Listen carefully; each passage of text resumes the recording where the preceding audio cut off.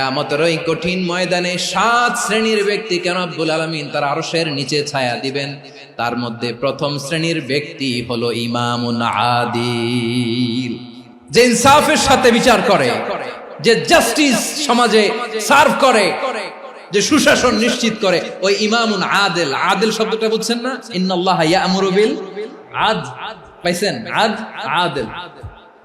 7 শ্রেণীর ব্যক্তিকে আল্লাহ তাআলা সুশীতল আরশের নিচে ছায়া দিবেন, যেদিন তার দেয়া ছায়া ছাড়া কোনো ছায়া থাকবে না। এর প্রথম হচ্ছে ইমামুন আদিল, ন্যায়পরায়ণ শাসক। চিল্লায় বলেন সুবহানাল্লাহ।